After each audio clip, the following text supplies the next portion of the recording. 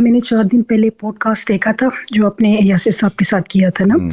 तो इससे पहले भी आपने एक तकदीर और तदबीर पे ना एक पॉडकास्ट किया था। उसमें ना आपने एक चीज़ बताई थी कि जब असबाब पे आपने काफ़ी डिटेल डिस्कशन की थी। फिर आपने कहा कि जो है ना कुछ लोग ऐसे भी होते हैं जिनको दुआ के थ्रू मिलता है ना। तो आपने उस पे फिर ना ज़्यादा डिटेल में बात नहीं हुई थी। आई अंडरस्टैंड जी, बिल्कुल बात नहीं। तो फिर परसों जो 4 दिन पहले आपने किया ना, तब आपने उसमें थोड़ा सा एलेबोरेट किया, हिंट दिया ना। लेकिन आई थिंक जो लोग थे ना वो ज़्यादातर असबाब से रिलेटेड क्वेश्चंस थे, तो उन्होंने इसको डिस्कशन को बखैर अल्लाह की मर्जी नहीं होगी तो वो नहीं हुआ एलेबोरेट ना। तो मुझे इस मामले में थोड़ा सा ना मुझे ज़रा इसकी एलेबोरेशन चाहिए कि ये किन लोगों के लिए डिफ़ॉल्ट सेटिंग ये कब करना होता है। ये मेरा क्वेश्चन इस पॉइंट ऑफ व्यू से मैं कर रही हूँ कि अब इस एज में now I am almost at 50, तो मुझे ऐसा लगता है कि हर दफ़ा ना चीज़ें मुझे मतलब हर दफ़ा मुझे ज़ीरो से स्टार्ट करना पड़ती हैं। कुछ चीज़ें वो सेम सीक्वेंस में रिपीट ही हुए जा रही हैं। तो मुझे जो एक फीलिंग्स आती हैं ना, जो एक मेरी कि वो ये कि actually Allah wants me to surrender. तो मैं ये क्योंकि जितने असबाब अख्तियार करने थे ना, आई थिंक कि वो मैंने कर लिए हुए। तो मैं ये पूछना चाह रही हूँ कि ये दुआ वाला जो मामला है, मैं इसको थोड़ी सी इस पे इलेबोरेशन चाह रही हूँ आप इसको ज़रा इलेबोरेट करें। देखिए, दुआ पे मैंने एक सीरीज़ भी रिकॉर्ड करवाई है, उसमें डिटेल डिस्कशन हुई है। जिस आपने पार्ट की बात की है जो यासिर जंजुआ साहब के पॉडकास्ट में डिस्कस नहीं हुआ, उसमें मैं ये कहना चाह रहा था कि एक आदमी कहता है उसको कोशिश से मिलता है, और एक आदमी कहता है कि वो कोशिश से हाथ धो लेगा और सिर्फ दुआ पे यानी अल्लाह की इबादत और इन चीज़ों में रहेगा और वहाँ से ले लेगा। तो मैं ये कहता हूँ कि जब आपके असबाब दुनियावी हैं और आप दुनियावी कोशिश के लिए अल्लाह से दुआ मांगते हैं, तो आपकी हुज्जत तो पूरी हो गई है कि आपको कोशिश भी दुनियावी असबाब में ही करनी पड़ेगी।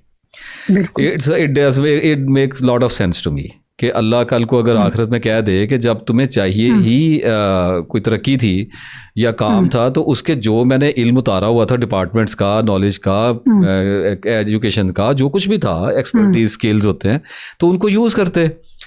तो लेकिन फिर कुछ लोग होते हैं जो कहते हैं कि या अल्लाह हम दुआ से लेंगे, हमसे तो नहीं अब किया जाता, तो ऐसे आ जाते हैं। तो फिर देखें, फॉर एग्जाम्पल मैं आपको छोटी सी एक मिसाल पे ले आता हूँ। एक आदमी ये कहता है कि मुझे 50 करोड़ रुपया चाहिए, उसके लिए मैं सारी ज़िंदगी कोशिश करूँगा, मुझे करोड़पति बनना है।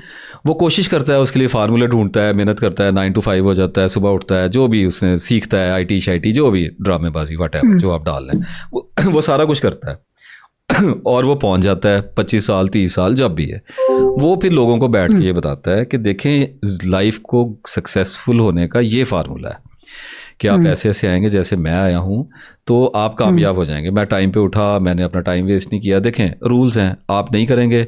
अब एक बंदा कहता है मैं एक्सरसाइज करता रहा, तो मैं कहता हूँ भाई तुम में और मुझ में तो एक फ़र्क ये है कि तुम्हारी quality of life is much better and luxurious. तुम उसको अपनी बॉडी को ज़्यादा इंजॉय, मशीन है ना आपकी, अच्छी मशीन है, मेरी नहीं है। तो हज़रत सैयद अताउल्लाह शाह बुखारी रहमतुल्लाह अलैह एक दफ़ा जुमे का खुतबा देने के लिए निकले, तो 45-50 के होंगे एज में, तो सफ़ेद लिबास पहना और थोड़े कमज़ोर हो गए थे, तो गिरे, चक्कर आया और मिट्टी पे गिर गए। तो बेटी खड़ी हुई थी, तो उन्होंने ज़ाहिर है वो इतने जवां मर्द आदमी थे और हसरत है उनसे मिलने की, तो कितने खूबसूरत होंगे वो। तो वो उनकी बेटी ना रो पड़ी कि हाय मेरे अब्बा। कोई भी बेटी होती तो रो ही पड़ती कि बेबसी हो गई है, इतने जवान आदमी ऐसे गिरा है। तो वो उठ के कपड़े झाड़े और बेटी को कहा कि बेटी बात सुनो, तेरे बाप को अल्लाह ने सल्तनत के नाम पे सिर्फ ये जिस्म दिया था और इसकी उसने कदर नहीं की, ख्याल नहीं रखा। तो अब अगर मैं इस तरह गिरता पड़ता हूँ तो बेटा इसमें रोने वाली कौन सी बात है, मैंने इसको संभाला भी तो कम ही है ना। तो ये तो रूल्स हैं, ये सीधी सी बात है। अब बात ही आ जाती है कि एक आदमी ये कहता है कि भाई सारे फलसफे पढ़ लिए, सारी चीज़ें देख ली, समझ भी आ गई, लेकिन हम लेंगे दुआ से, क्योंकि हमें पढ़ते हैं धक्के, हमारा मिजाज नहीं है, हमसे उठा नहीं जाता। कुछ चीज़ें भी मलंग हो जाते हैं लोग अल्लाह के साथ जिद लगा लेते हैं, तकदीर के साथ मत्था लगा लेते हैं। बड़े बड़े लोग, हर तरह का दिमाग गुजरता है दुनिया से, तो लोग बैठ जाते हैं। लोग कहते हैं अभी अब खानका पकड़ लेंगे या मस्जिद पकड़ लेंगे या जिक्र पे आ जाएंगे, यही करेंगे। तो होगा क्या, उसको भी मिलेगा, वो भी करोड़पति बनेगा। ये नहीं होता कि अल्लाह ताला किसी का गुमान अगर वो यकीन के दर्जे में चढ़ गया तो उसको तोड़ दे, ये नहीं होता। लेकिन आजमाइश उसको भी तकरीबन उतने की पैंडे में पड़नी है जितनी कोशिश वाले को पड़ी है। बात आपको समझ आई है मेरी, मैंने किधर से की है? हो सकता है 30-35 साल की खज्जल खराबी, जिल्लत, रुसवाई, बच्चों के कॉम्प्लेक्सेस, बच्चे रोएं बैठ के बाप कैसा निकला है, पैसे क्यों नहीं आते, वो हर चीज़ में पीछे रह जाए, लोग उसकी बात को अहमियत ना दें, उसको हल्का समझा जाए, रिश्तेदार उसको इग्नोर करें, तो वो जिल्लत की गहराइयों में से गुजरेगा, जैसे कोशिश करने वाला मेहनत की घाटी में से गुजरा है। गुजरना तो है, बाकी रही देखो जान तो जी ही जाती है इस दुनिया में। कुत्ता हो, चिड़िया हो, बिल्ली हो, इंसान हो, जिंदगी तो गुजर ही जाती है। वादा तो रिस्क का कर दिया गया है कि भूखा तो नहीं सुलाएंगे, खाना तो देंगे। यहाँ पे बात हो रही थी क्वालिटी ऑफ लाइफ की। तो अगर कोई कहता है कि मुझे दुआ मांगने से मिलता है, तो मैं कहता हूँ भाई अब तुम्हारा स्टेक लग गया, अब तुम्हें देखा जा रहा है, आजमाया जाएगा, परखा जाएगा। तो मैंने उस पॉडकास्ट में, अगर आप उसको गौर से सुने, तो मैंने एक तरीके से ये बयान कर ही दिया था कि ये भी तो हो सकता है कि देखो एक आदमी सारी जिंदगी कोशिश करता रहे पैसा कमाने के लिए, वो अमीर ही ना हो सके, और एक आदमी दुआएं सारी जिंदगी मांगता रहे किसी काम के लिए, नाक पूरी हो। इसमें कौन सी बात है? ये कौन सा ऐसी जाती महरूमी है कि एक आदमी का इस दुनिया में काम नहीं होता और वो ये कहता है कि मैं अल्लाह को नहीं मानता? ये तो बड़ी लोएस्ट फॉर्म ऑफ इंटेलेक्ट है। ठीक है, देखो ना दुनिया में कितनों के बच्चे हैं अंधे पैदा हो जाते हैं, लूले लंगड़े पैदा हो जाते हैं, वो बेचारे गुजारा करते हैं ना। लेकिन मेरा या आपका हो जाए तो हम कहते हैं कि ये क्या हो गया। मैं कहता हूँ बुरा तो लगा है, दुख तो हुआ है, लेकिन इतना भी अब क्या होगा कि हम कहें कि हम मानने से ही आरी हो गए। तो जाती महरूमी को लोग फिर इस तरह से लेते हैं। तो मैंने ये कहा था कि आप दुआ मांगें या आप कोशिश करें। तो अगर आपने उस वीडियो को गौर से सुना है तो उसमें रिजल्ट मैंने ये निकाला था कि मैं जिस चीज़ का कायल हूँ वो ये है कि कोशिश के साथ दुआ और तकदीर पे ईमान, अच्छी और बुरी दोनों, और इसका जिम्मेदार अपने आप को समझना कि ज़रूर जब अल्लाह ने कुरान में फरमाया कि जो कुछ भी तुम्हें कोई डैमेज आता है तुम्हारे अपने हाथों की कमाई है, और जो तुम्हें कोई इंप्रूवमेंट मिलती है वो सरासर हमारा इनाम है। मैंने अपनी लाइफ में ये देख लिया हुआ है। सिंपल तो होगी बात। कुछ चीज़ें ऐसी हैं जैसे अल्लाह की दोस्ती, अल्लाह की तलब, अल्लाह ताला के बारे में गौर करना, तो सभी में मेहनत उसी तरह से लगती है जैसे दुनियावी ज़िंदगी में लगती है। इल्म हासिल करते हैं, कुरान पढ़ते हैं, यानी कि टाइम को इन्वेस्ट करना पड़ता है। जब टाइम आपका इन्वेस्ट जिसका एक्चुअली हो रहा है ना, वो कभी क्वेश्चन नहीं करता। उसे पता है कि वो, यानी ये नहीं कि क्वेश्चन करना बुरा है, लेकिन एक होता है कि मैंने कई लोगों को ऐसा देखा कि वो क्वेश्चन को आप खातून है, मैं रोक रहा हूँ एक चीज़ को, यानी they feel like pregnant having question, they move and move और लूर फिरते हैं उस क्वेश्चन को लेके, अल्लाह कहाँ से, अल्लाह साबित। मैंने कहा यार की हो गया था। अगर ये सीरियस क्वेश्चन बन गया आपकी ज़िंदगी में तो एक ज़िंदगी है ना, जला दो इस पे। जितना बड़ा क्वेश्चन लगा है उतनी बड़ी ज़िंदगी एक जला दो। देखो एक ज़िंदगी मिली है, एक ही कैंडल है आपके पास, आप वही जलाएंगे, उतनी ही लाइट होगी। और सूरह बकरा में अल्लाह ने फरमाया कि आदमी की मिसाल उसकी ऐसी है कि जिसने, जो लोग ज़िंदगी में ज़ाया करते हैं, मेरे जैसे भी होते हैं, आप जैसे, हम सारे ही होते हैं, ऐसे बेवकूफ़ से होते हैं, कि उसने आग जलाई, उस आग ने उसका इर्द गिर्द रोशन कर दिया और अल्लाह ने उस आग को उसका अंधेरा कर दिया, छीन लिया, बुझा दिया आग। अब वो अंधेरे में खड़ा रह गया। तो अगर आप गौर करें तो जो लोग पैसा कमाने के लिए स्ट्रगल करते हैं, पैसे को मकसद बनाते हैं ज़िंदगी का, वो ऐसी आग ही जला के बैठे हुए हैं ना जो किसी वक्त भी बुझा नहीं है।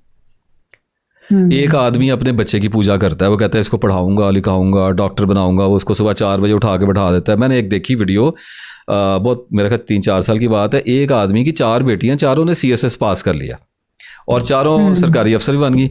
अब लोग उसकी बड़ी तारीफ कर रहे थे। मैंने कहा यार इन बच्चियों ने कितनी अजियत काटी होगी, और इस आदमी ने और इसकी बीवी ने कितना, मैं अब तनकीद नहीं करता, लेकिन आप सोचें कि 4 बेटियां, चारों को CSS करा दिया। अब वो जब अपनी रूटीन बता रहे थे साहब, तो वो कह रहे थे 4 बजे बच्चे और हम उठ के बैठ, तो उनकी जो ज़िंदगी का मकसद था ना, वो चारों बच्चियों को सरकारी अफसर बनाना था, तो अल्लाह ने बना दी। अब आगे क्या करना है? तो मकसद के अंदर जब आप कोई भी रखें तो उसमें ये होना चाहिए कि एक तो वो मकसद आर्जी नहीं होना चाहिए, वरना आपको वो 30-40 साल का पैंडा कराने के बाद तनहा छोड़ देगा और आप खड़े के खड़े रह जाएंगे। इसको अल्लाह ने कहा कि उसकी रोशनी छीन लेता है। या इसकी मिसाल कुरान पाक ने दी कि आप एक पत्थर को देखो जिसके ऊपर मिट्टी जमी हुई है, और उसके ऊपर अगर आंधी आती है तो उसकी मिट्टी और बढ़ जाती है, या उसके ऊपर पानी पड़ता है तो उसके ऊपर, यानी एक कीचड़ वाला या एक नाकुस मिट्टी वाला पत्थर, सूरह कहफ में बात हुई है, तो उसकी मिट्टी और बढ़ जाती है। लेकिन एक पत्थर जो पहाड़ी इलाके में है, बाग में है, उसके ऊपर फवार पड़े या तेज़ बारिश पड़े, वो साफ का साफ ही होता रहता है। तो हमारी मिसाल ये, तो मैंने जब ये सारी जब टेक्नोलॉजी देखी है, जब अपने अंदर के मैं गारों में हूँ, तो मैंने कहा कि मैं पैसा कमाने जाऊँगा, मैं एग्जॉस्ट कर जाऊँगा, मैं बच्चों के पीछे पढ़ूंगा, एग्जॉस्ट कर जाऊँगा। तो मैंने इनको लेके तो चलना ही चलना है, तो मैं इनको ले आया सेकेंडरी पे, राल मेरी टपक जाती है। लेकिन एक होता है कि आप अपनी ख्वाहिश को अपना रब बना के बैठ जाते हैं। आप अपने इर्द गिर्द नजरें दौड़ाओ, आपको लोग ऐसे ही नजर आएंगे। तो अल्लाह ने मुझे इतनी बड़ी बड़ी सहूलतें दे दी कि मैं आपको बता नहीं सकता। कुछ चीज़ें ऐसी होती हैं जो ना बताने के लिए होती हैं, जिनके बारे में कहा गया होता है कि दे दिया है, बस इसको एंजॉय कर, इस पे बोलना मत, वरना या तो मेरे बंदों को कॉम्प्लेक्स आएगा और तू इस काबिल है नहीं है कि तुझे देख के हसरत की जाए। तुझे दे दिया है, किसी की दुआ लग गई है, कोई तेरी तकलीफ है या तेरे बच्चों का सदका दे दिया, इस पर चुप करके बैठ। और कुछ चीज़ें होती हैं कि जो आप बता देते हैं तो लोगों के जहन में खलजान पड़ जाता है, वो अल्लाह से नाउमीद हो जाते हैं। तो लेकिन मैं आपको इतना ज़रूर बता रहा हूँ कि मैंने सिर्फ एक काम किया अपनी ज़िंदगी में, वो मैंने पूरा नहीं किया है। लोगों को गलत फहमी होती है, मैंने तो उसकी नीयत बांधी है। देखो ना, आप और मैं और यहाँ पे बैठे हुए सारे लोग रमज़ान में सुबह फजर की नमाज़ पढ़ने के लिए नियत करेंगे। अब किसी की नमाज कैसी है ये अल्लाह को पता है, लेकिन पढ़ी सबकी गई है। अल्लाह का फैसला है ना कि किसकी मैंने कितनी कबूल करनी है। तो हमारी तरफ से तो यही है ना कि हमारी हो गई। तो मेरी नीयत ये हो गई कि मैंने अल्लाह की तलाश में ज़िंदा रहना है, मैंने अल्लाह के पीछे चलना है। हाँ, मुझे पैसे का लालच आता है, बच्चों की तमन्ना आई थी ये पढ़ लें, अच्छा कर लें, ये कर लें। तो उसके नतीजे में हुआ पता क्या है, मेरे अंदर की आग जो थी ना वो जल जाती है, लेकिन वो उसका फ्लेम कम हो गया। फॉर एग्जाम्पल, मेरे 4 बच्चे हैं जी, उन बच्चों में कोई तेज़ है, कोई कम है, कोई आगे है, कोई पीछे है, किसी का मिजाज कुछ है, किसी का कुछ है। तो मैंने सारे बच्चों को बिठाया, मैंने कहा बात सुनो, I am not demanding for any position, मुझे नहीं चाहिए पोजीशंस। वो 1 2 3 बच्चे होंगे, मैं अपने बच्चों पे ये अजियत क्यों डालूं कि वो तुमने ही बनना है। मैंने कहा कि अगर ले लोगे तो खुशी की बात है, खुद तुम्हारे लिए इज्जत की बात होगी, स्कूल में भी इज्जत होगी और आगे तुम्हारे काम भी आएगी, लेकिन और हमें भी अच्छा लगेगा। लेकिन अगर नहीं आती तो सिर्फ इतना कर लो कि टॉप 10 12 या 15 से नीचे ना चले जाना,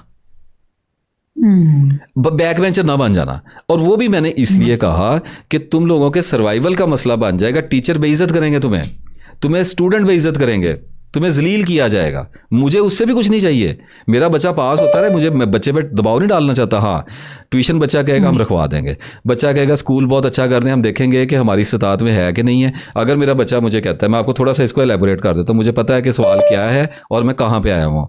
तो अगर बच्चा कहता है जी कि 10,000 रुपये आप महीने वाले या 50,000 रुपये महीने वाले पे करवाना है, तो मैं देखूंगा कि अगर मेरे पास 10,000 की कैपेसिटी है ना, तो मैं 5,000 वाले 4,000 वाले पे करवाऊंगा।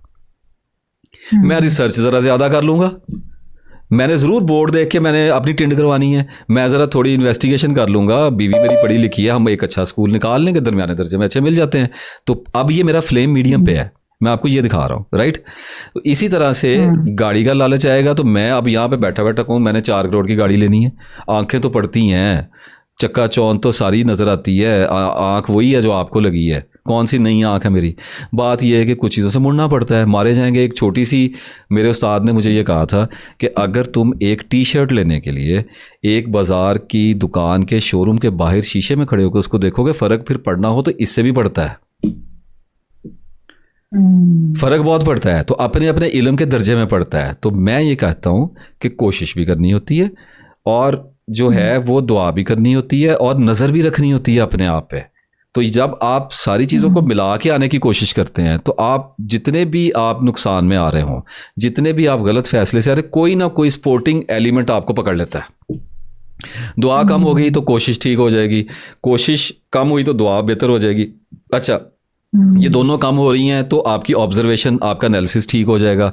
तो इसका मतलब है कि अक्ल और मोहब्बत, ये 2 किंदीलें हैं, 2 टॉर्चेस हैं हमारे हाथ में। अगर कोई कहता है इस दुनिया में कि मैं किसी एक के साथ चला जाऊंगा, ऐसे नहीं हो सकता। अल्लाह ने रूह के साथ जिस्म पैदा किया और इन दोनों को शऊर की कश्मकश में से गुजारा है, ये रास्ता है।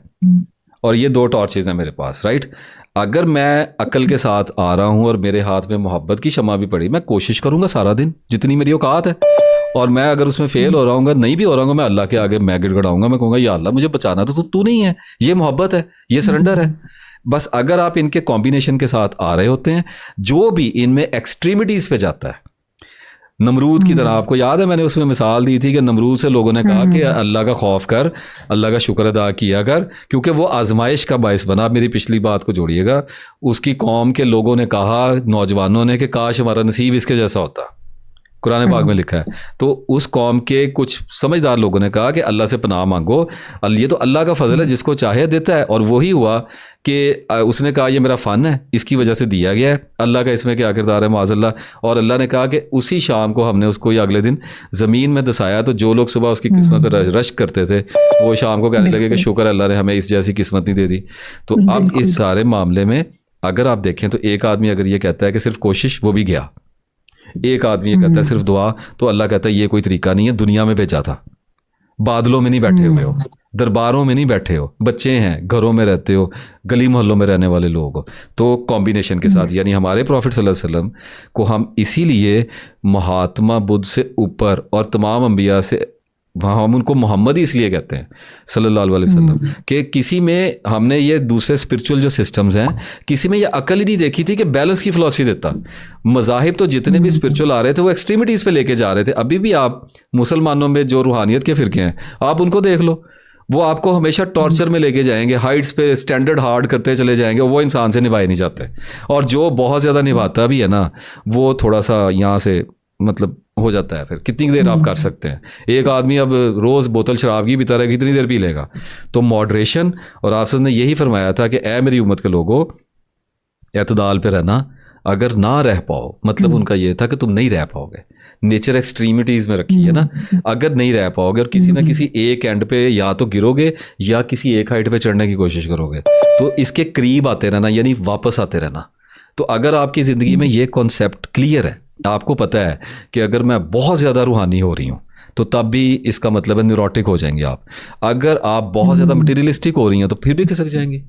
तो बीच में रहना, और इस बीच में रहने में कभी कभी साल 2 साल, कोई लंबे अरसे ऐसे भी होते हैं जब हम बिल्कुल ही दूसरे पोल पे चढ़ जाते हैं, हम बिल्कुल स्पिरिचुअल हो जाते हैं। वो डिप्रेशन पड़ेगा ना, बीमारी आएगी, बिल्कुल स्पिरिचुअल हो जाएंगे, दाढ़ियाँ लंबी निकल जाएंगी, बिल्कुल हालात और हो जाएंगे, टोपियाँ चढ़ जाएंगी सर पे। मैं खुद भी ये करतब करता रहा हूँ।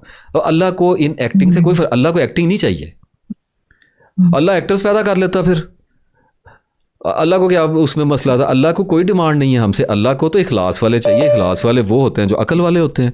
तो जब आप वहाँ पे खड़े रहते हैं 10-12 साल, तो आपका ट्रॉमा जब सबसाइड होता है, तो फिर आदमी बोंगा सा होकर कहता है कि अब तो सिगरेट भी छोड़ दिया, अब तो तबलीग भी करनी शुरू कर दी, अब पैसे भी ख़त्म हो रहे हैं, तो अब क्या करूँ? तो फिर लोग मुनाफकत पे उतरते हैं, मजबूरन चोरी चोरी रास्ते निकालते हैं। ये जो आपको बड़े बड़े उल्मा के, बड़े बड़े रूहानी लोगों के इतने बड़े बड़े महल्लात जो अचानक नज़र आते हैं, जो आपको बड़े बड़े स्टोर्स नज़र आते हैं, बड़े बड़े दरबार नज़र आते हैं, और उनकी औलादें जो इतनी बड़ी बड़ी फैक्ट्रियाँ और गाड़ियाँ और लंदन में और फिरती, अचानक आप देखते हैं कि ये क्या आ गया। इसका मतलब ये होता है कि वो जिस कश्ती में बैठे थे, वो कश्ती तूफ़ानों में चलने के लिए बनी थी, और उसने उलटना ही था।